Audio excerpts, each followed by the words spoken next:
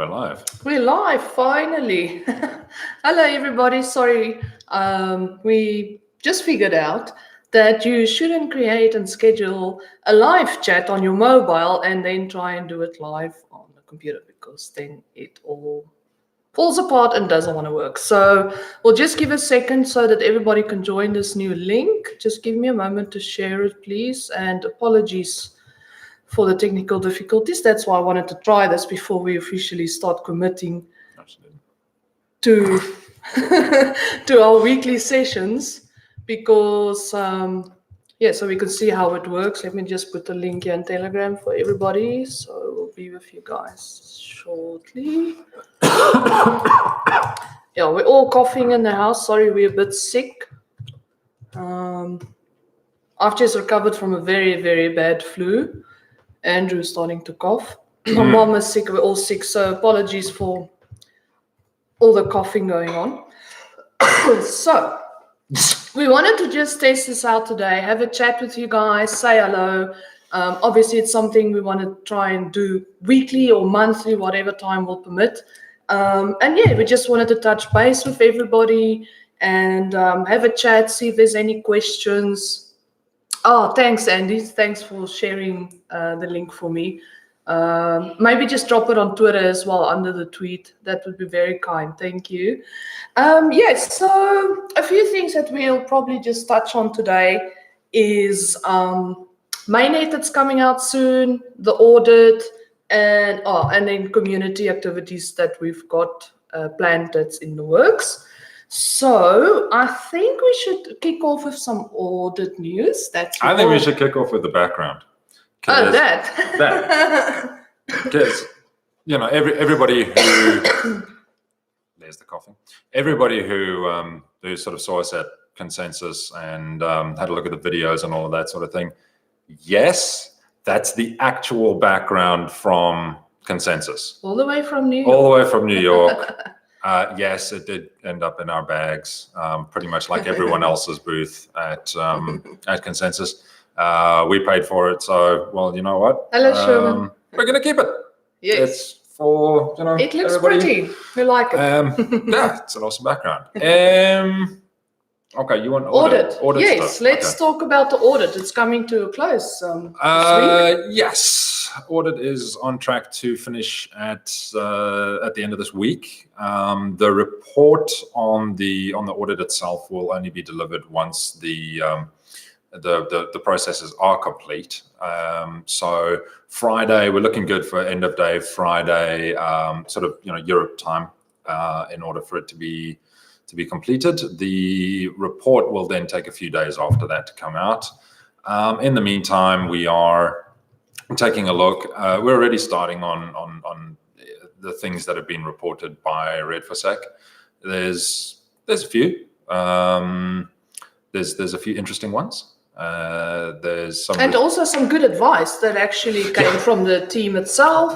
Correct. Like, hey, give this some thought. Are you guys sure you want to do it this way and that way? And they actually gave us really good feedback in terms of code and maybe features and things like that. So that will all be disclosed, right? Some of it. Let's not jump the gun overly much.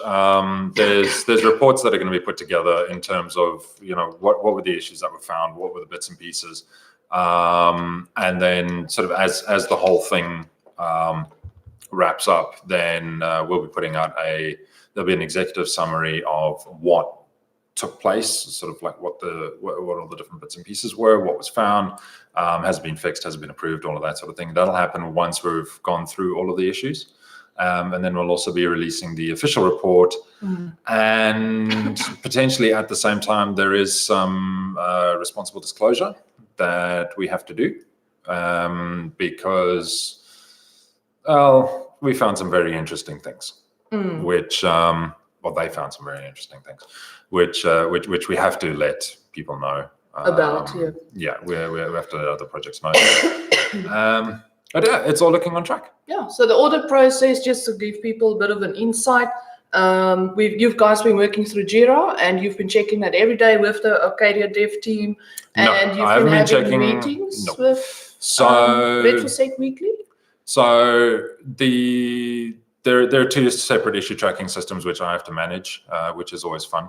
I've got to sort of transplant issues from one into the other, move them over, double check things, make sure that who's working on what, when, all of that sort of thing. I was supposed to have a meeting tonight with the Red for Sec guys, but we shifted it to this morning, so I've been up since very early this morning. But yes, there are weekly meetings that take place, progress reports, all of that sort of thing that come through from the Red for Sec guys, and that'll continue until the process is completed. Hey, Victor. And it's an ongoing process. It's like I say, it's all on track. It actually went quite smoothly. I must say, Red for Sec was really good to work with. It's organized. Yes, they even made little lists for us of things besides just bugs. They really went the extra mile. So I would say it's really. I'm very glad we decided to go with them. Yeah, they've been absolutely worth it. No doubt. So, okay, so that's the audit. If you guys have any questions, feel free to drop it in. We'll check every now and again on the comments and see, and we'll obviously answer all the stuff that we can. Get everybody in, come on. Okay. Join. The next thing we wanted to talk about was mainnet plans. What's going to happen now? I mean, mainnet's end of September, which is fantastic. Yeah. We can't wait. Swaps.network is busy at the moment building our swaps system. That will be hosted on our website. So all the community members have to do is literally go to a page on our website. You'll type in your DAPS wallet address and you'll type in your token wallet address where you currently have your DAPS. No, we're changing that. Oh, you're changing that now. Okay, so I've obviously missed today's or yesterday's meeting. That's what happens when she doesn't. Well, technology is your department. Exactly, my department. Yeah, you please enlighten the people what's going to happen. So we're basically, for most swaps processes are similar to what Adel just mentioned, where you sort of put in multiple addresses, all of that sort of thing. We are doing it slightly differently with Swaps Network, whereby you will just simply enter your DAPS Coin wallet address, and then from there it will give you a unique. It gives everybody a unique address to which you need to send your DAPS, your tokens. Paddy's here. Geez, Paddy, it's a bit late for him, eh? I don't know. Yeah, could be, yeah. Well, it's a bit late. Anyway, so you'll just simply transfer your tokens into the address that you're given. Do not lose that address, please. That is your gateway to getting your DAPS coins. So when you get the address to send your DAPS coins, your tokens to save it somewhere excruciatingly important. Anyway, and then the system automatically picks it up in the background, does all of the necessary conversions, and then sends your coins to the address that you've registered. There cannot be multiple addresses registered, so there's already a duplicate checker in place, all of that sort of thing. Okay, so what's step 1, 2, and 3, just shortly? Step 1, enter your DAPS coin address. Step 2, send tokens to the new Ethereum address, the unique Ethereum address you were given. And step 3 is receive your coins.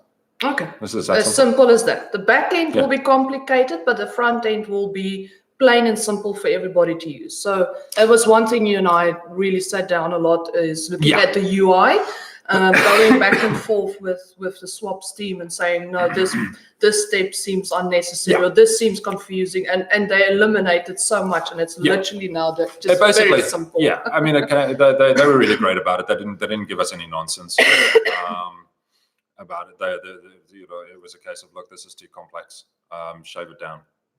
Big time. And the main reason for it is like we can have all of these naffin. So we can have all of these extremely complex processes, but if it means that people don't understand it, or they make a mistake and they lose their tokens or they lose their coins, that's something I'm not willing to accept. I want it to be as easy and as simple as possible, and that's what we've made. Very user friendly. I think my mom can even swap her own coins if she needs to. Yeah, probably. So that's how simple it's going to be. So very happy about that, everybody. Regarding exchanges, whether they're going to manually automatically swap over coins like Buybox, I'm still due to have a meeting with them later this afternoon to find out if they would do that. But they would probably be the only one. I think we would rather just want to get everything done through our own system. But I will speak to Buybox and see if they'll support that. The other exchanges we haven't spoken to yet. Bitmart, I'm really struggling with communication there. I don't know, they've shifted the team around they just don't respond. So it's a very hard time for me to work with Bitmart. So Buybox is good. No issues there, mainnet's included. And then there's Stakes as well. Stakes charges a fee. I just need to send him more of the wallet integrations and stuff, and then they'll say yes or no. RPC commands. Yeah, I don't think that will be too much of an issue, and we could possibly keep Stakes. We don't know. Then we have, so the exciting countdown timer. So we're going to create some excitement counting down to mainnet. We're going to do something special around that. I don't want to give it away yet. So once it's set up and ready to go, we will reveal what that would be. And it's going to include some fun stuff. Yep. No, James, I don't think there are any more QR codes coming. Oh, for the games. I don't know. We'll have to talk to Engine and. No. I've got the collectibles. So I know that Crypto Fights wanted to do a campaign, and also Age of Rust. So I'll touch base with the guys and just see, because we also want to do something with their community and all the gamers, so that we don't just give away all the collectibles within our community, but that we also give their game supporters an opportunity and a chance to get tokens, because they would obviously want to play the games. Yep. So yes, there will be more drops coming soon to give out some more of those and to find out when the games are launching. Cats and Mex are also busy with our designs. Swalsome. Yep. Amelia's going, what are the biggest challenges once mainnet is live? Challenges once mainnet's live is really it's a multifaceted concept, because once mainnet goes live, right, there's many stages. The first stage is making sure that the whole thing is obviously very stable, very scalable, and ensuring that the network is doing exactly what it's supposed to. Thereafter, that's when you start looking at feature requests, new features like smart contracts. Yes, I know I keep banging on about it, but I want smart contracts. I really do. I think it'll be a fantastic thing. Full-blown privacy smart contracts would be awesome. And then, from there, it's really growing that ecosystem, and it's all about integration, and also making sure that the features and things that we're adding to the chain don't, or at least require as little of changes to the chain as possible. We don't want to be like 1 month in and have to do a hard fork. That would be a little bit suboptimal. A hard fork after about 6 months, depending on how things go and what sort of features have been added, that would be understandable, I believe. But to do a hard fork like 1 month afterwards, while people are potentially even still swapping their tokens to the coins, I just don't think it'll work very well. So there's a lot of management that needs to take place. So challenges with the mainnet, yes, and obviously just the community growth, more exchanges. I mean, exchanges is a big challenge. They're so expensive. All the hoops you got to jump through to get on exchanges. So I think from my perspective, it's There's Swalsome down there. He's joined. Hello. Is exchanges, community growth, and having a simple voice. I think that was one of the things we really looked at, and that is for people to truly understand why us, and to keep it simple, because the moment we start talking about our consensus mechanisms and all the technology features, we do find that a lot of people read it and it sounds impressive, but they don't get it. So I think a big part of pushing forward will be keeping it simple, having guides, making videos, getting professional videos made, and things like that, and also with professional YouTubers, and so people can just get a simple message that can understand what sets us apart. So that's all part of the plan in terms of that. So let's see what's the next question. David. No, Nafin. Oh, Nafin. Upon mainnet, users have a unique license as we did. No. In testnet. So the reason why testnet was licensed is very, very simple, is that we didn't want these binaries getting out into the wild and being potentially ripped apart or used by people who weren't supposed to use them. So that was why we had them licensed. Licensing was also part of the reason why the Mac ones were a bit iffy. But no, the mainnet wallets, all of them are, they will be certified in terms of Windows and Linux certification. So actually, signing the code. Mac is a little bit different. Mac is extremely difficult to get signed and very difficult to get approved, especially because it's a cryptocurrency and because it's a privacy coin. So that's a little bit of a weird one, but no licenses. Okie dokie. So then we've got, hello, Adel and Andrew. What do you think about partnerships with platforms such as DuckDuckGo? Is it possible? They're also aiming for privacy. It depends. I haven't really looked much into DuckDuckGo at the moment. So depending on where they are, depending on what they're doing, if they're releasing their own coin. I mean, partnerships with other coins are always a bit of a weird thing. We generally tend to be like these little entities unto ourselves. Even though there are friendships, like we've started developing some pretty good friendships with other privacy with coins. other privacy coins, and some very well known ones, which they're not partners or anything like that. We're just open line of communication. Open line of communication, yeah. Yep. So I don't know. Feel free to send us the information on DuckDuckGo. Absolutely, drop it to me or down in Telegram, and we'll definitely take a look. We're always looking for really cool and new opportunities to work with fun and interesting people. Yes, and that can work. So David, in my Ether wallet, will that work for the mainnet swap? Yep. Essentially, yes. Again, you're going to have to send your tokens to the address that is given to you by the swaps network. Again, it's an automated address. It's a unique address that is linked to your DAPS wallet address. So you can send your tokens directly from my Ether wallet over to their platform, or over to the unique address that's given to you, and then there's a system that runs in the background, double checks things. So yeah, it should be fine. So we have two similar questions here. What are plans for marketing, and what's ideas to grow the community? Okay, so to touch on that, obviously it's easier to market a product once it's out. I think a lot of people are skeptical right now in the beginning to invest and support because the product is not out yet. So once the product is out and running, it's so much easier to start marketing. Yep. You've got a product.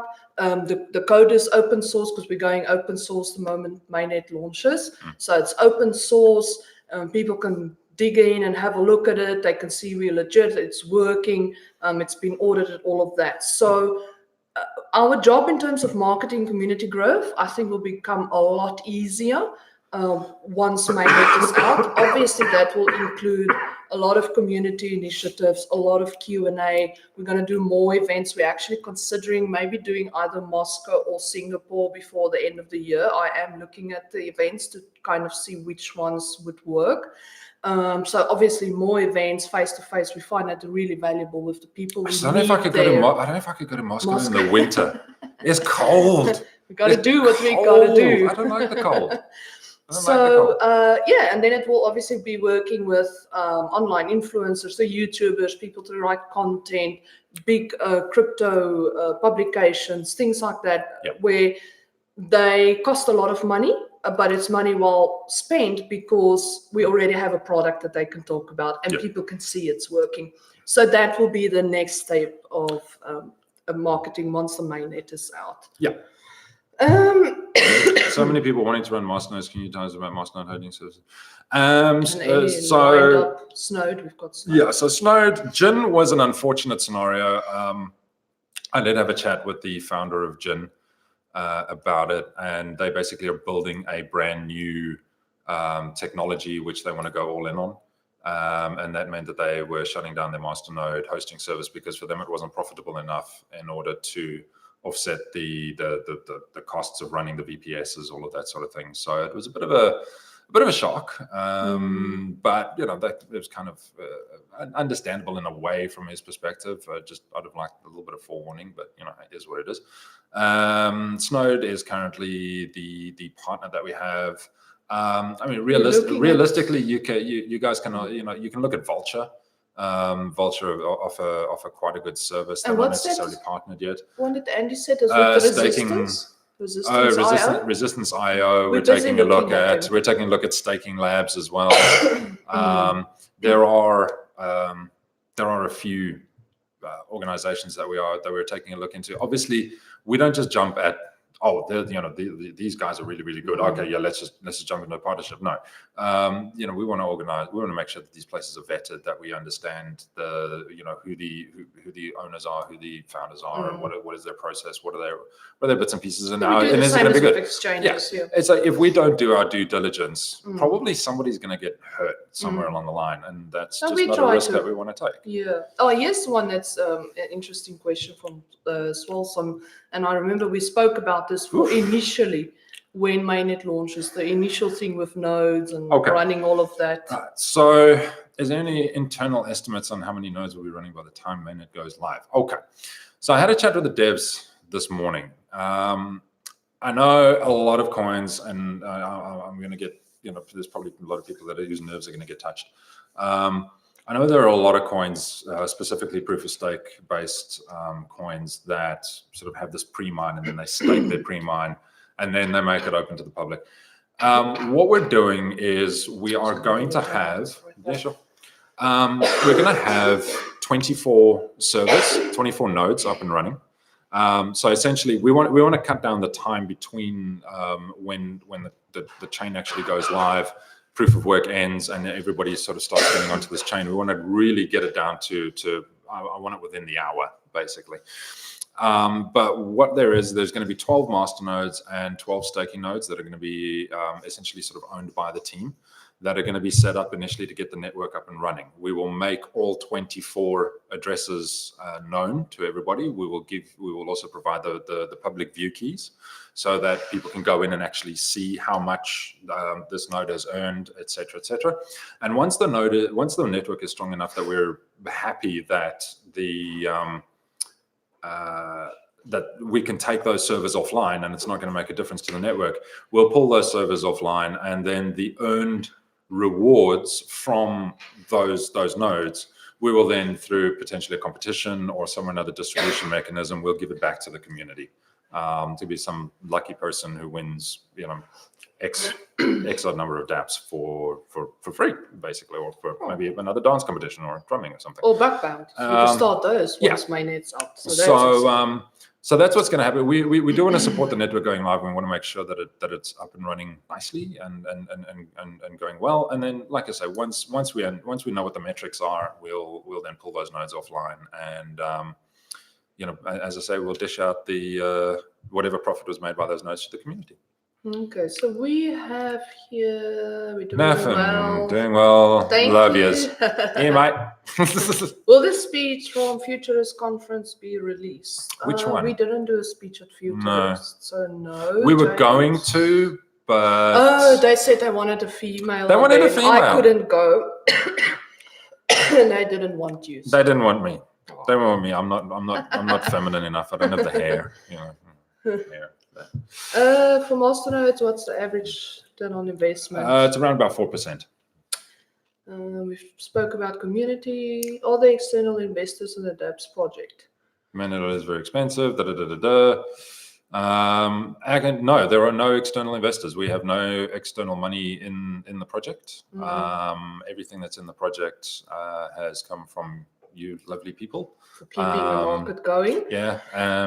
And we've done it all since last year till now without any market makers. No market makers, no ICOs, no any of that nonsense. So I think it's a testament. Pretty good. Well, it's a testament to our community. It's a testament to the and that's one of the reasons why we felt like we've got to deliver this and we've got to make it right. We've got to do it properly because of you guys. You guys are putting your hard-earned cash into this and facilitating it. If it wasn't for the support, we can't do it. Correct. So there are no external investors. No external. They might be in the future. I think it's something we might potentially start looking at, approaching investors and things like that, depending on what they would want. Obviously, for us to help grow the ecosystem, but it might not be necessary. If mainnet does well, we can put enough Bitcoin aside and just keep building and just keep improving. Because if we survived this long through crypto winter, the Cryptopia hacker, coin market cap burying us, there's so much. Like, I can't believe everything we've been through as a project, but here we are, we still survive. And at the end of the day, I'd like to get like DAPS Labs up and running. Sort of. I don't want to mirror Monero, so to speak. I want to be better than them, but something which we can look into, like, hey, what is the new sort of bits and pieces. Maybe we build our own point of sale system. Who knows? There's so much we could do. Any plans for the market in Turkey? They have a 20% usage rate. Or undeveloped countries. Look, I think overall, organization or countries, areas of that nature are definitely target markets. If you look at what's happened in Venezuela, where almost the entire country's moved over to Dash, just because they selected that. I know there's another country that was using Zcash, I believe, or Zcoin, one of the two. Look, it's one of those things, but we can't target that. We can't, we can't really stand up and go, hey, you have to. I think further down the track, maybe not right from start of mainnet. No, we're too small. Yeah. It needs to be developed out first. And I mean, how old is Dash now? That's 5 years old. Same as Monero. 5-6 years. So yeah, I think we mustn't set expectations too high. Just once mainnet's launched, you build up reputation, you build community, people see your products working, all of that, and then it needs to go in phases. There's no elevator. You gotta walk the steps. Yeah. If you want to jump on an elevator, then I think something's gonna go wrong, and then look, it can happen. It can happen, but if you're constantly looking for the moon, you'll never see the sky. And we need to go through those steps first. We need to be realistic about what's going on. Instead of random, the giveaway should be split between all registered holders of DAPS before mainnet release reward the long-term supporters. I would normally agree, but the expected number of rewards that are coming from these team held. No, it's not going to be that much, especially when everybody starts firing up their own masternodes and their own staking wallets. We're not going to put a massive amount of coins into these things. I mean, there'll be 12 masternodes, so that's 12 million right there, and then we'll have the minimum staking amount in the 12 others. So there's 4.8 million roughly over there. So the amount of rewards is really going to be minimal. We'd end up giving everybody like one DAP. One DAPS, if that's the case. So I think a giveaway is also it's just something cool, like the whole dancing thing and everything else. We'll see what happens. So we'll keep on doing different initiatives and giveaways and stuff like that. So you can read that one. A POS system would be fantastic. A POS system, so point of sales, especially in Android Pay. Yes. So point of sale systems are really one of the things that I think we need to get into, especially on a privacy system or a privacy coin. I don't want to build it myself, and I'll give you a plain and simple reason why. They're expensive. POS systems. I've worked on POS systems before for companies back in South Africa and here in Australia. I have a few mates that are actually working on point of sale systems at the present moment. They are expensive. They are hideously expensive. And it's not something that I really want to build myself. I would rather find a strategic partner who already has the infrastructure built and has already done most of that work, but is looking sort of, for the coins, because they'll usually add more than one coin in that scenario. They have like Bitcoin, Ripple, Ethereum. I would rather go in at that level and then we don't have to lay out the cash in order to actually develop the system, develop the hardware, do all the integrations, Reinvent the wheel. doing all of that. No. So really, that's where I want to work smart instead of hard. And and I think to touch on that point is the OTC desk thing that we want to explore with Swaps.network in a partnership. So the OTC desk, maybe possibly a DEX, anything to do also with the challenges that privacy coins will face. Because let's be honest, we have a tough 5 years ahead of us. I think there's going to be a lot of pushback from governments, banks, possibly corporates. Privacy coins, I think, will always have a bit of a harder battle to fight in the beginning. So if we're going to have to find solutions around that to keep us going until we win the war, like they say. That's different solutions we're thinking of and want to get involved in also. Absolutely. What's your view on Hashgraph? Actually, you won't believe it. I suppose I could probably put my phone up. Were you reading that this morning? I don't know if you can see it, but yeah, I was actually reading about Hashgraph consensus mechanisms this morning. I don't have an opinion on it yet, so I don't want to give you one. I need to do a little bit more investigation into understanding exactly how it works and why it works. But yeah, it is part of my reading. That being said, at this moment in time, I'm more focused on getting DAPS mainnet out the door than really investigating other technologies. So if you guys have got opinions on them, please, feel free to hit me up on Telegram at some point, and we can continue the conversation there. Martin, it's 8 a.m. in Germany. Next time would be evening. Yes, we will do different live streams, Q&As, different times. One morning, Andrew and I can get up at 5 a.m. We'll do one. One night we can sit till at midnight and do one. So we'll definitely make sure that we do live sessions at different times. We will also get the DAPS team members that want to also live stream from the DAPS YouTube. So, Andy can get on, Stuart can get on, the recital that's part of the dev side of stuff can get on. We'll do different interesting stuff for you guys to be able to speak with the team. I think we'll also arrange a session sometime with Arcadia. Yes. So we'll have a Q&A with them as well, possibly directly with the developers. We'll see. So let's see. So this was also just an FYI. This was also a little bit like, hey, let's do this. It was really planned about an hour before it went live, and that was when the announcement went out, and I sort of went, "You were doing what?" And Adel said, "No, we're doing YouTube live." It's time for a live. I went, okay. Anyway, so Masternode tutorials. Yes, the team is busy making those. We're going to do videos and text. We will see some DAPS Masternodes here. How do you feel about other privacy coins like Beam? Do you see a serious competitor, or are you relaxed? To be honest, I personally haven't looked into Beam very much. Again, like I said, I'm focused on getting DAPS out the door.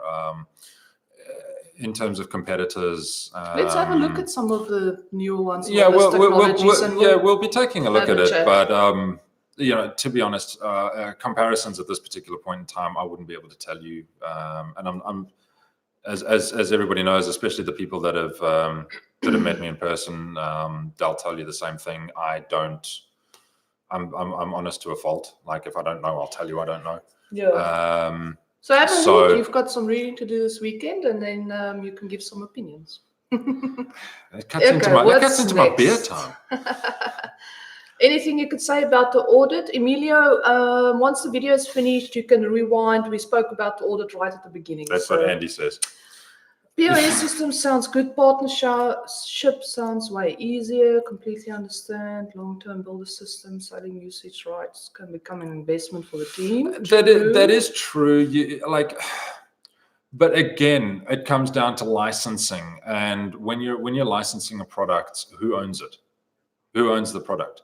So, we're a community-driven coin, right? So you guys essentially own the coin, right? We're just sort of facilitating the actual construction thereof. If we build our own POS system. Who owns the licensing for that? There's a whole bunch of things when you get into point of sales that are a legal battlefield. And the biggest reason is if you build your own point of sale system and a sale needs to be reversed or canceled after the transaction has already taken place, and something happens within that process, and the money sort of ends up in the middle of no man's land, whose responsibility is that? Because now you're dealing with goods and services, it's against financial issues. And there's a lot of things that go into it which are problematic. Partnerships after mainnet. Yes, we've got swaps.network, which is going to continue throughout mainnet. Any new ones, we obviously won't be announcing now. No, if there was. I have a few business cards that I do need to, or a few contacts that I do need to follow up with, but yeah. We spoke about the audit towards the beginning. Oh, okay, that's it. Yeah. I love you. You're from Morocco. Thank you, Morocco. Yeah, that's far away. But are you in, so Bissat, are you close to Marrakesh? Then, because I know Marrakesh is in Morocco, I believe. Still a place I want to go visit. Oh, there's a nice question. First, other copy DAPS, or is there some kind of... Okay, so DAPS will be released under MIT license, which essentially says you cannot just simply clone it and put it out there and call it your own without, in your GitHub, at least acknowledging where it came from.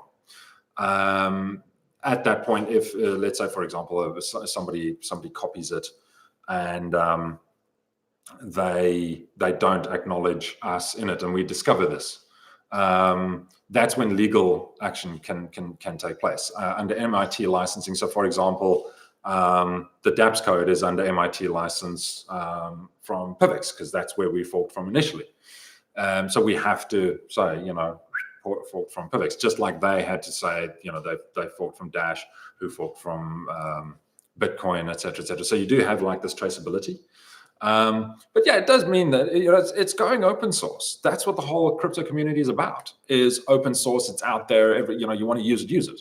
The POA miner is an issue though for other chains. Yeah, so proof of audit will not work on a different chain. End of story. You can tinker with it all day long. It's not going to work. Can you explain why it won't work for people that don't know why it won't work on another chain? In simple explanation. You don't have to do complicated. What's the easiest way to phrase it? It's kind of like trying to drive your car in water. It just won't work. From a technical standpoint, it's a little bit difficult, but it basically comes down to the way that the POS blocks are structured and the data within the POS blocks, the way that our emissions are handled. It won't work. It won't even work on PIVX. It won't work on PIVX at all, actually, because they don't have ring CT, ring 6, bulletproofs, all of that sort of thing. Speak about that's currently in R&D. Yes, we've got so multi-sig wallets. Multi-sig wallets should be done about a week or two, maybe. And the main reason for that was for the dev fund, because we want that in a multi-sig, obviously for safety and security. Yeah, like we were sitting back going, we don't think you guys as a community would be very impressed if there was an entire dev fund and only one person owned the private key to that. It's just dangerous. It's really dangerous. I mean, that would just be idiotic. Mr. Coin, hello. Yeah. Thanks for your nice tweets. Yeah, like people's names are different on different platforms. So multi-sig wallets are okay. So if I go through it just quickly, chain's basically complete. It's done. It's been audited. The wallets, the Qt wallets for Mac, Linux, and Windows are complete. We're just refactoring a little bit of the UI, just make it look a little bit prettier and all of that sort of thing.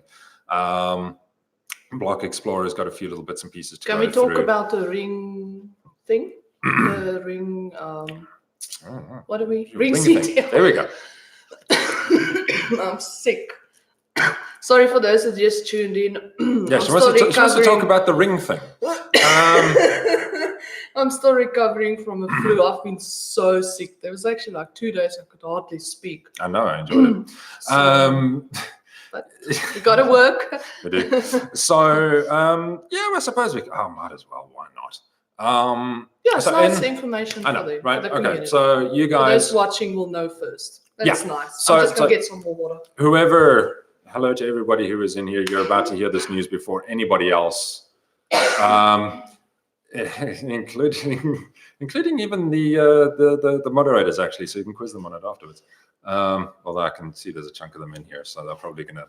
I'm going to get messages going later. Anyway, so in the white paper, originally we had stipulated that the number of decoys in the ring signatures was going to be between 6 and 12, a randomly selected figure between those two numbers. Based on the advice and part of the audit from Red for Sec, we've decided to increase that. It'll still be completely randomized, but we will now be increasing that from 6 to 12 to 11 to 15. So where we basically took Monero as the minimum standpoint. They're currently on 11 decoys. They will be moving to 12 soon. And our system is going to be running from 11 to 15. It's just increased security, increased privacy, really. It does increase the transaction sizes slightly, but won't really affect the network that much. So yeah, that's great. So all of you know that information first. The audit is finishing this Friday, Patrick. Emilio, any plans for the iOS version? iOS version is done. It's finished. Mobile wallets are done. I know Apple both is of them. picky. Yes, so actually getting them onto the Play stores, that we're busy with that process. You've applied for Apple, so we're busy with that process. I think Android would be easier. Apple's just nuts. You have to do developer licenses, then you got to do this, then you got to do that. But the apps will be available to install where you just say accept. So we'll do it. Android, we'll have to see how quickly we can get things. We can get the app on the Android store. We're thinking probably for now that it may very well just be one of those, phone developer mode. Slap your application in and get it running. Apple's very touchy with that sort of thing. Will DAPS have its own DEX? I think that's definitely on the wish list. But again, I think we will have to do an IEO for that. No, well, it depends on how well mainnet does. I just think we can possibly partner with people that already have the infrastructure. We don't have to reinvent the wheel. We can work together or get software, or I don't know. There must be easier, quicker ways to do that. But that's definitely on my wish list, especially as a privacy coin project. I feel it's something that we're going to need. And then at least it can be reliable, because there's a lot of these things out there. Very unreliable. Did someone not get the flu shot? I've had the flu in 6 years. It's a must. Excuse me, guys. Talk to this one, and she's trying to get me sick because coughing, and anyway. Why not translate your videos into different languages? I would love to. If you're keen, if you feel that your translation skills are good enough in terms of specifically this video, which is probably going to be quite difficult, but if you feel you can do that, please get a hold of us. We would absolutely love that. We don't have the time to do it, nor the skill to do it into multiple languages. So please, if you want to get a hold of us. Guidelines around the token swap, since mainnet is around the corner. Yes, so we will be pushing that out soon. Again, like we said at the beginning of the video, it's going to be a very simple thing. You will go on a website, put in an address, send to another address, done. So it will be very straightforward, but we will do a blog with easy to follow steps and what to expect. I also noticed that DAPS dropped on the CMC side. Don't use CMC, use CoinGecko. Yes, so CoinMarketCap. Let's get started. Yes, I'll quickly touch on it. We did a podcast session this morning with Beards and Bitcoin. So that podcast will be shared. You guys can see what Andrew and I had to say about the CoinMarketCap issue. It's something I'm feeling very passionate about, and it's not just because of DAPS, it's because of innovation, other projects, monopoly, too much power, centralization, and the fact that we have evidence that data is being manipulated and some team practices and things are questionable. So I am taking the matter further, and the lawyers are investigating it, and we will be sending them a letter, and I'm going to take action on this, because they are literally their number one website for crypto. Of all of it. Well, they shouldn't be. They but even they are. have more visitors than Binance. So they have a responsibility to report Accurately. accurate data. Yeah. And that's it. So well, we'll pop the link for the podcast once it goes live. Once it goes live. You guys can have a look at it. We had a really, really good chat with the Bitcoins and Beards. And they said, I'm doing another podcast this week, also on the CoinMarketCap issue. There's probably going to be more press around it. So it's something that's, it's just not right. And a lot of people also said, if you probably were ranked 250, you probably wouldn't have even moved. Yeah. But because you were in top 200, they just decided, boop, and just dumped a few projects down, which is not good. But don't worry, I'm not letting it go. And it's not just on behalf of DAPS, it's on behalf of the whole crypto community. It's our responsibility to stand up for these things. Yeah. It's like you guys, for everyone. You guys would hold us accountable for failure for mainnet, failure for if the wallets were rubbish or the chain doesn't work, or you guys would hold us accountable.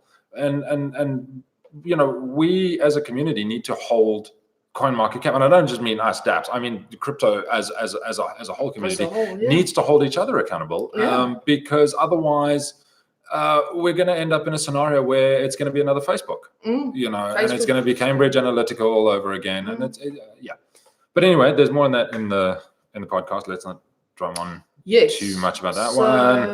CoinMarket, yes, that word. So we've got a nice, exciting announcement we can also share today. We do. Something I'm very keen on. Can't wait. So, yes, we will be launching a community forum soon. The moderators and everybody's been working hard. We found some good forum software. And, we're going to be launching that soon. And the nice thing is, once mainnet is launched, our developers will also have some time on there. So you guys can go on there and actually engage directly with the DAPS developers. You can speak to Arcadia and ask questions. And because we're going to be open source, you guys can talk about the technology and everything can go into the forum. So that would be fantastic. I can't wait. I think it's definitely the next step to keep our content together, build community, easy to find, Google search, things that can come up. If someone searches technology or questions, it will rank very well in Google. So very excited. So once the forum is ready, we will launch it. We hope you all will use it and become active. And like I said, especially now, once mainnet's out, I think it will become really active. We'll have developers from other projects coming in. We'll have hackers coming in. We'll have people starting that whole conversation about, our technology and change. It would be quite funny. Cool. It would be quite funny to see the hackers come in, because the hackers have already technically auditing our code. And they do. They look at it literally from a hacking perspective. Like some of the stuff that they've said, you need to look out for this. And we're like, whoa, okay. That's a fairly different way of looking at it. Nothing. When are we going to meet in person? Can we have a quick hug? I think there's conditions for that though. I think Louis has to be there, and DAPS shirts have to be worn. I think then maybe we can sort of look at that. Can you please explain the relationship between DAPS and Arcadia? Also, is Sir Philip Green a major stakeholder? Who? Don't know who Philip Green is. So sorry, Bobby. No. I think I know what this is. This is again that same mistake that people were making earlier, where they were thinking Arcadia Group is the one in the UK. Oh, that housing scandal. That housing thing. Oh, no, that's a housing scandal. That's got nothing to do with us. Yeah, nor Arcadia itself. Arcadia is the company we've been paying since last year to build the actual code for us. Yeah. So, but we own the IP and all of that. So Top shop owner. No, it's got nothing that's to do not with us. It's. Let me just find Arcadia's website. Can you just search I'll it up type it there? in. We'll drop Arcadia's link so you can see which company is the correct one. So they've been building DAPS and working with us since last year, August. Before then, July, we were but talking. the actual building and stuff of that was all from August. focus. So yeah, just drop the link there. Yeah, that's them. I just want to make sure that it's the right one. Control pasta. Hello, Nestus. Good morning for you. Good to see you. Guys are looking great. Really? Probably shouldn't do that on camera. Oh, Andrew, you're so funny. Yeah, so I think what was the it was a countdown timer, it was the community forum. I think we've covered everything on my list. So let us know quickly, guys, if there's any more questions. Otherwise, yeah, Bobby, I we'll think. probably... Yeah, no, I'm just looking at Bobby's thing. Yeah, that he's definitely talking about the guys in the UK. No, they are not in any way, shape, or form involved in DAPS at all, and it's a different Arcadia group. Any plans on coming to Spain? Yes, we want to travel the world, actually. We want to go everywhere, host DAPS meetups, host DAPS events, go to conferences. That's really what we would like to do. And also have an official DAPS, like a mainnet party, something that we organize possibly in 2 locations. We could possibly say one is Thailand and one is, I don't know, the US. I don't know about partying in Thailand. I think that's just going to end up... No, but it's affordable for everybody. None of that would be able to be used. It's affordable. Yeah, that's true. So bad things happen that's in Thailand. Definitely on my wish list. I want to possibly partner with people or something and actually host 2 proper events, and not just partying and drinking beer, something where we actually possibly have speakers as well, or little, I don't know, hacker events or something. Hackathons. I don't know. Yeah, something like that we do that's fun and educational, and then partying afterwards or something like that. I don't know. James, so these shirts, the one that Adel's wearing, that one, that design, this design, that was all done by a community member. You guys might have heard of him, might not. He's a Russian community member named Deadline Logo. He's our official designer. He does all of the stuff for us, and great. He's epic. Like, the guy is just, I wish I could do what he does. He's really fantastic. Oh yes, Deadline Logo. Yeah, and he also did our collectibles.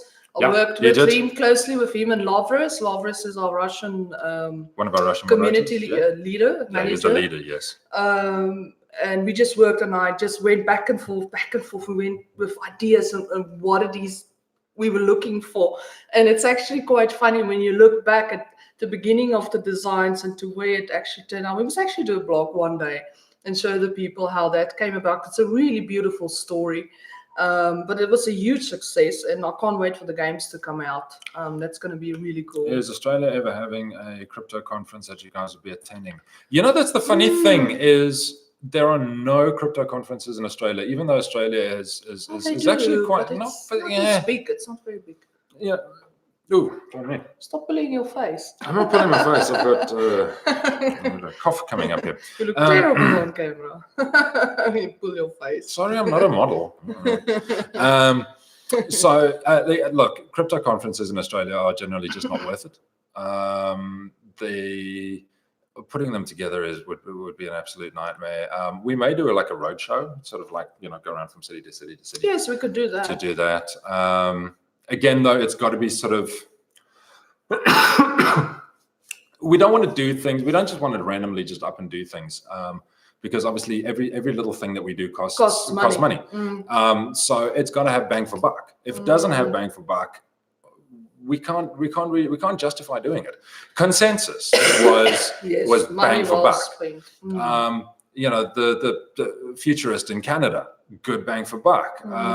But it's also why we're not going to Hong Kong Blockchain Week, because we don't think it's going to be that big, especially not with what's going on in Hong Kong at the moment. It's why we're not going to Singapore for Consensus Asia. We just, we can't sit back and just simply go money in the air, because it's your guys' money. You guys are essentially the ones paying for it. It's expensive time for us now. Exactly. With the Audit, Swaps Network, development, and then exchanges on top. Right now it's a bit tight. So I think, again, it all depends on priority. Okay. So obviously priority takes priority over nice to have. Hey, Victor, are you coming to Compton? Compton, where's that? Compton's LA. Oh, I love LA. That's She my loves LA. second house. I love it there. If Adele could, she would be there tomorrow. Yes. Plain and simple.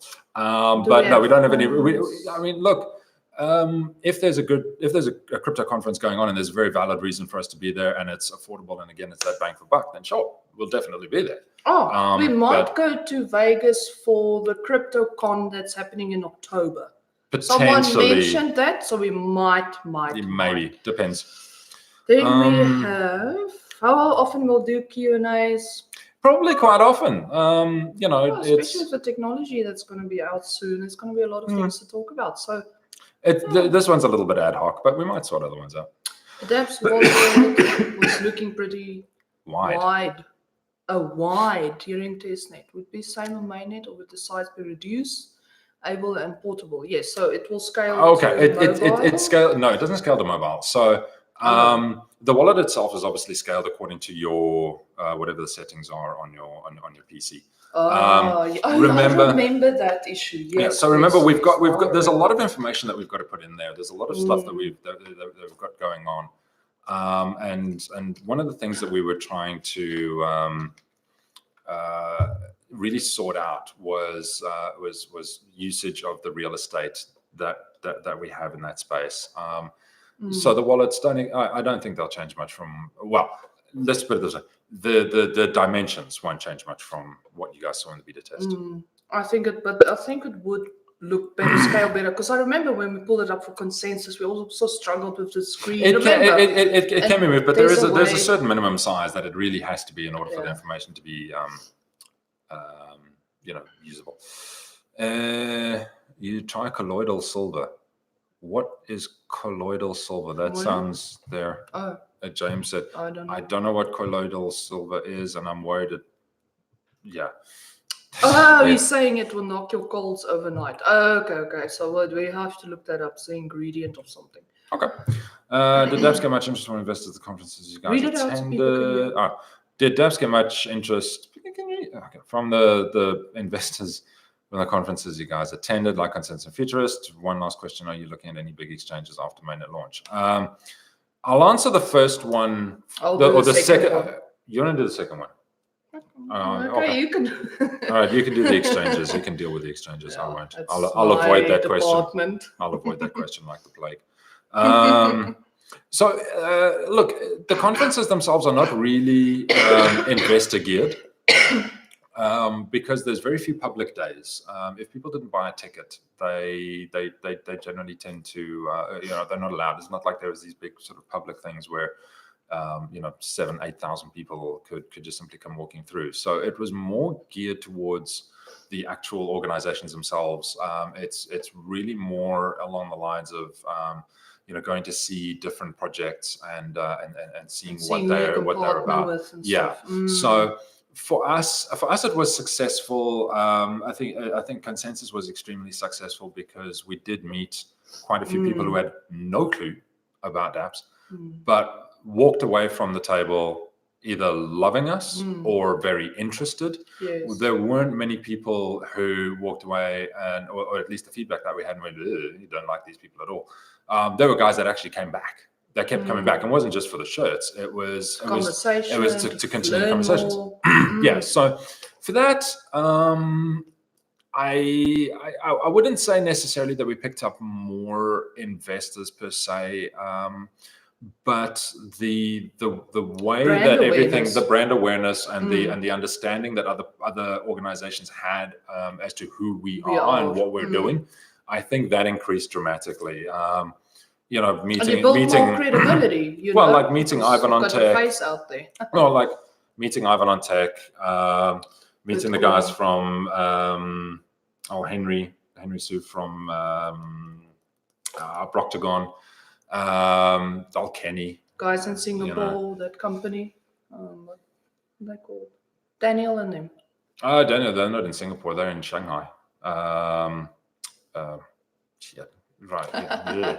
Can't remember the name. It's been a long day. Sorry, Daniel. I know he's probably going to watch this. He's going to be like, oh my God, you guys forgot about me. How can we forget the name? Blockshine, isn't it? Blockshine Institute. There's a lot of, I think the best way the conferences are assisting us in our mission is brand awareness, building credibility, building connections, and and being transparent, and people can put what a face to the name. They can see you real, they can see you working hard, and that you are genuine, and they appreciate that. So I think in terms of doing events, it's definitely key. But not too many. Yes, but not in terms of getting individuals investors. No. In terms of No, that building doesn't make a difference. awareness, credibility, Yeah. partnerships, forming friendships and alliances with other people in the industry, and especially in the privacy sector. Yeah, the main way that the community grows and that people become aware of the coin and introduction of new investors, realistically, and big exchanges are not going to do it per se. It's actually you guys. It's you guys putting the word out there. Word of mouth is still one of the most powerful marketing tools in the world. It cannot be beaten because people automatically trust you. If they're your friend, they go, yeah, I trust this guy. He knows what he's doing. Therefore, I'll take a look at this. So, it's a very specific thing. Conferences, and they don't really work. But we'll also do our own ones. We'll do little roadshows and meetups and stuff. Okay, and then the second question: are you looking at any big exchanges after mainnet launch? The answer is obviously yes. We have to scale up in exchanges. I've actually tried this whole year to get on bigger exchanges, going back and forth with agents that help with listings, going back and forth directly with exchanges. The thing that I ran into that's a challenge, and like I said on Twitter as well, is the mandatory market making, the massive listing fees. Like, I can't validate a $250,000 listing fee on some of these exchanges. Like, the return on investment, knowing what we know behind the scenes of how volumes are inflated, and that, I mean, I take an example again, Buybox. We listed on Buybox, it did nothing. That was a really, really steep investment as well. But it didn't do much in terms of new users. And the same with Bitmart. The community we have are mostly people that's been with us since last year. Yes, granted, we have some people that signed up and it's new, but that was all through word of mouth and through some marketing and research and people and the events we were attending. None of our community growth, in my opinion, can be assigned to exchange listings. Now, obviously, with limited budget and other stuff, it's priority. I have to pay an audit first. I got to pay legal. I got to pay development. That kind of stuff takes priority. So if there's a requirement that I need to drop $200,000, $500,000, $1 million into something, it needs to be the top priority stuff. Yes, we are definitely looking at bigger exchanges, and it will be something that we're going to do. Yep. The question we actually discussed in the podcast this morning was just, do we do market making? Do we do all these things that they require? No. We're going to stick to our principles. So that's just something we're looking at. So we're looking to work with exchanges first that don't require that, get on them, and then take it from there. Why delisting of some exchanges like Blue Trade or Coin Exchange? Coin Exchange is a scam exchange. I refuse. We will never list on there. I'm sorry. It's basically a hotbed for pump and dump. Yep. So that won't ever happen. Blue Trade, the reason why we delisted, there's the support. The support was horrible. It was absolutely horrific. And once DAPS was removed, you could see their volume just plummeted. So we look at the exchanges and we look at it in terms of like, hey, what's going to be best for our community? What are the best options available to us right now? And what can we do? And Blue Trade and Coin Exchange are not. We will not be. And same with some of the other ones. Like, we could have been on P2B and ABBC and Coin Tiger and Yobit. We can go on all these things, and then another hack happens, and then what happens? Oh no, you knew the reputation was bad. Why did you list there? So you know, it's a really tough position to be in. It's not as easy, you know. No, like a lot of like from the outside perspective, it's very easy to go when Binance. But to make that happen, they have minimum volume requirements. I think Binance is also 5 or 10 or 20 million minimum volume requirement per day. Per day. That's not, you know, oh, okay, cool, we're going to do, you know, 5-10 million in a year. They're looking at it on a daily rate. They you know, they say that, oh, you know, we don't ask a listing fee, we just ask a donation. Yeah. Sure. Yeah. So, you know, it's all fine and good wanting to go on bigger exchanges and bigger exchanges and bigger exchanges. I can tell you with absolute certainty, it will not make a difference now. Not now. It just won't. You know, so we've got to do what's best for the project, not what's best for you know, individual sort of thought processes. We'll definitely try one of the lesser evils as soon as possible from launching mainnet. We'll see. Then see if it really does help and we can justify forking out another $200,000 for another big one. Sure. Yeah. I think what might happen is we'll get really popular.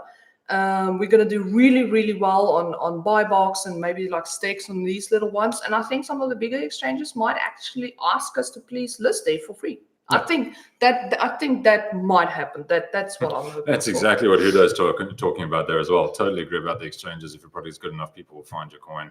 Yeah. I found it on Bitmart, used them before, blah, blah, blah, blah. But that's the thing, though, is that realistically, you know, we want to have a fantastic product first. Greetings from Germany. Hello, Germany.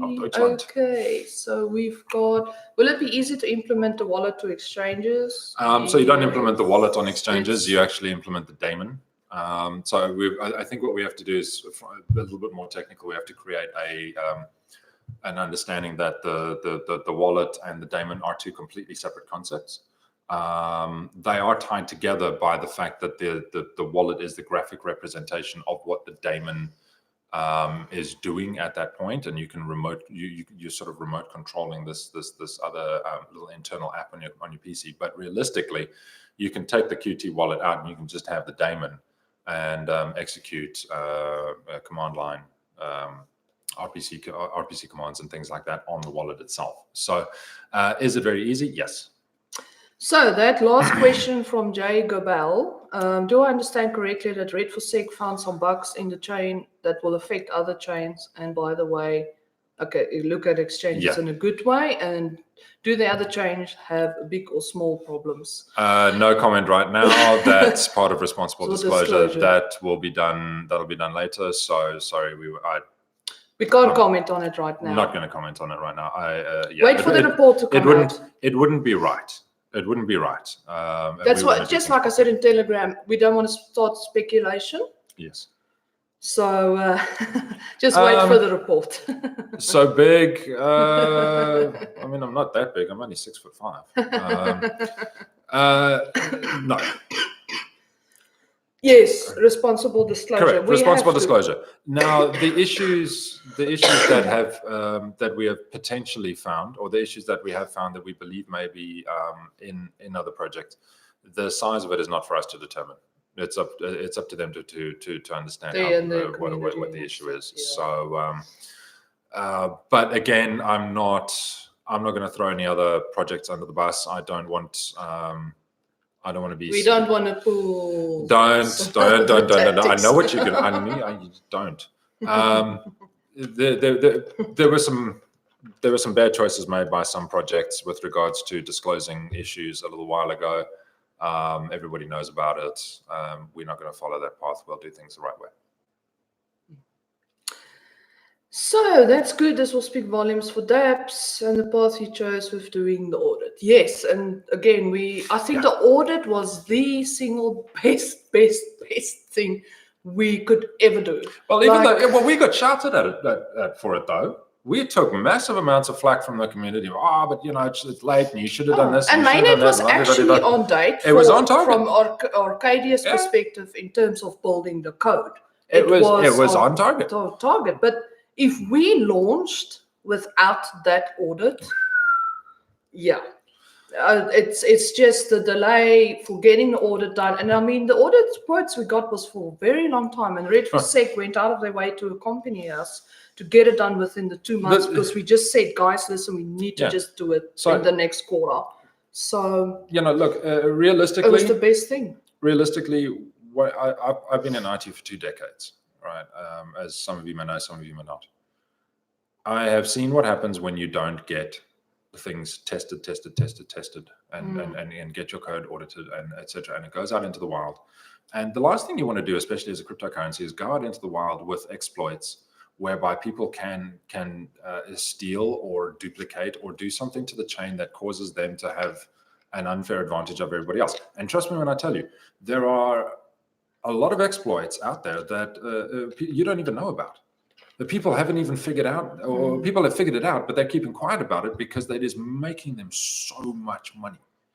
They are absolutely just hammering other coins out there, and there's no ways that they're gonna turn around and go, oh, by the way, insert coin name here.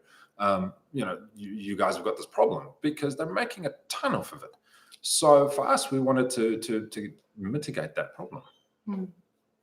Yeah, and you don't want to launch something that is not secure, or maybe has a bug or something, and then the users are then at risk, right? If the Qt wallets have bugs, you are at risk of losing your coins. It's irresponsible of us to put out a product that's not been stress tested for bugs. It's just the same thing as Dove making a new face cream, and they just throw a few ingredients together and push it out to market. Women start putting it on their faces, and they all get some disease or skin disease or something because Dove didn't test the product properly. It's, for me, that's just as simple as that, right? I don't know. To me, that gets me thinking about animal testing, and that just some of the companies don't do that. It's no company should be testing their makeup products or anything like, or on animals. No, it's wrong. I agree. How do multi-master nodes work? So essentially, you can run multiple versions of the masternode system on one IP address. So it's essentially, you have your masternode daemon, you have your DAPS Coin CLI, your DAPS Coin CLI, and you can have multiple versions of that running on the same IP address as many as you want. It's pretty easy. There's no weird jingles involved in it. I think that's it. Are we at the end? Yeah, we're already at the end of the thing. And we've been talking for an hour and 12 minutes. Did Arcadia support the idea of an audit? Yes. Yeah, they did. They were a bit confused in the beginning when I said we're going to audit the code before mainnet release. They're sort of like, well, why would you do that? No other coin has done that. I said, I don't want to be like everybody else. I want to do it properly the first time. I don't want to be chasing my tail 6 months down the road when somebody comes out and says, hey, by the way, listen, I've been exploiting your code for, X odd number of months, and you've got a problem, but I'm not going to tell you what it is. So my decision from the word go, from very, very early on, was the audit will be done first. The thing is, the reason as to why the audit as well could not necessarily take place until very close to the end was because you need to have the whole thing built. It's kind of like a building inspector coming in when you're just building your house, right? And you've got you've just got the foundation laid, and you go to the guy and say, hey, what do you think of my house? And the building inspector is going to go, there's no house here. I can't inspect anything. So it's really the same process, or the same thought process at least. But yeah, they were a bit confused, but they warmed up to the idea very quickly. And now they're also now they're like, oh, why do other coins not do this? They said to me the other day, this is a brilliant idea. I said, yeah, I know. It's my idea. So Bradley, I've been in this project for ages, long before the Peepcoin drama. Honestly, I started losing faith, but thank you so much for doing this live chat and explaining everything. Don't lose faith. 100% restored. Come Yay. on. Come on, don't lose faith. We're here. We're here. We're working on it. It's nice for people to see us in person and And that's why I've been saying, let's do live, let's start talking community. I've just been very sick. We've been busy with mainnet, working till 2 a.m. in the mornings. But today I just said to Andrew, I said, hey, let's just jump on. So we're already dressed up. We're both a little bit sick. I sound terrible, but so what? We're all human. Well, it's more important for us to talk to the community and, start a conversation with you guys and tell you what's happening. And we're getting excited for mainnet. On a scale of 1 to 10, someone asked earlier, I think I'm at 9, and I think the 1st of September I will hit 10. I'm gonna, because it's literally like 30 days. I'm at a 5 right now because I know everything that's going on. So the excitement levels not there yet. Not there yet, and I've seen all the bits and pieces, but as it gets closer and closer to the date, I think the excitement. The excitement and panic level are sort of going to go. They go together because it's got to be done right. I had a bit of a panic early in the beginning of August. Like I sat back. Remember, I was like, damn, Andrew, the audit needs to finish now, and then it's mainnet next month. And I hit a bit of a panic. I was like, oh my gosh, we are finally here. Mm-hmm. And yeah, I was about anxious for about 3 days. But then, you just get calm again. I mean, everything's running smoothly. Audit's being done. Arcadia's doing their thing. You're on top of everything. So I'm on top of everything. So it just but I'm thinking about what Bradley had to say, and it does kind of make sense in a way because there's a lot that there's sort of like that Chinese wall that exists between us and the community, and as much as we're sort of running this thing, this is what we do 24/7, 365, and they don't really necessarily have the information because we've had to keep it. Also limited. We've had to keep the amount of information limited. So I suppose, I can actually understand it from that.